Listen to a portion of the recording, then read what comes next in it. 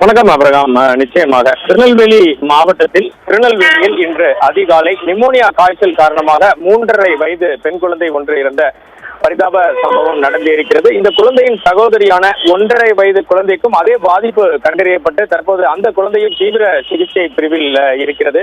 அந்த குழந்தையை காப்பாற்ற வேண்டும் என மருத்துவர்கள் தொடர்ந்து கடும் பிரயத்தனம் செய்து வருகிறார்கள் என்றே கூற வேண்டும். இது குறித்த தகவல்களை பார்த்தபோது அபிரகாம், திருநெல்வேலி மாவட்டத்தில் வடகிழக்கு பருவமழை தொடங்கிய காலகட்டத்தில் இருந்தே காய்ச்சல் பாதிப்புகள் அதிகரித்து வருகிறது.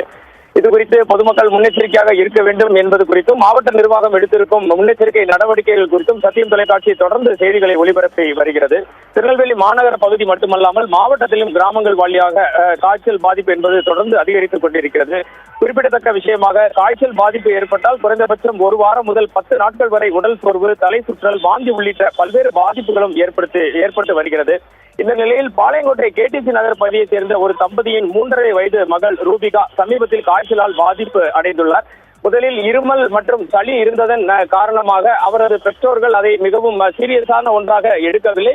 நாட்கள் கடக்க காய்ச்சல் அதிகமான காரணத்தினால் உடனடியாக அருகில் உள்ள தனியார் ஆஸ்பத்திரியில் சிகிச்சைக்காக சேர்த்துள்ளனர். அங்கு சிறுமி ரூபிகாவுக்கு தீவிர சிகிச்சை அளிக்கப்பட்ட போதிலும் உடல்நிலை மிகவும் மோசமடைந்து கொண்டே சென்றுள்ளது. இந்த நிலையில் 31ஆம் தேதி ரூபிகாவை அவரது பெற்றோர் திருநெல்வேலி அரசு மருத்துவக் கல்லூரி மருத்துவமனையில் கொண்டு வந்து சிறப்பு காய்ச்சல் வார்டில் சிகிச்சைக்காக சேர்க்கின்றனர். இந்த நிலையில் இன்று ரூபிகா சிகிச்சை பலனளிக்காமல் பரிதாபமாக மரணமடைந்தார்.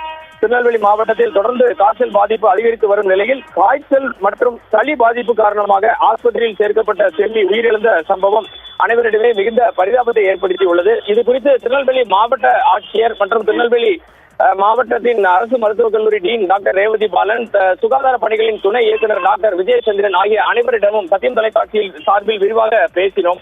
அப்பொழுது மருத்துவர்கள் என்ன கூறுகிறார்கள் என்றால், சளி மற்றும் இருமல் இருந்தாலே உடனடியாக அரசு மருத்துவமனைக்கு வந்துவிட வேண்டும். இந்த சிறுமியை பொறுத்தவரை நிமோனியா காய்ச்சலால் இவர் பாதிக்கப்பட்டு இடது நுரையீரல் பகுதி முழுவதுமே பாதிக்கப்பட்டுள்ளது என்பதை கண்டறிந்துள்ளனர். எனவே காய்ச்சல் வந்தால்தான் அரசு மருத்துவமனைக்கு செல்ல வேண்டும் என்றில்லாமல் சளி மற்றும் இருமல் இருந்தாலே உடனடியாக வர வேண்டும் என குறிப்பிடுகின்றனர்.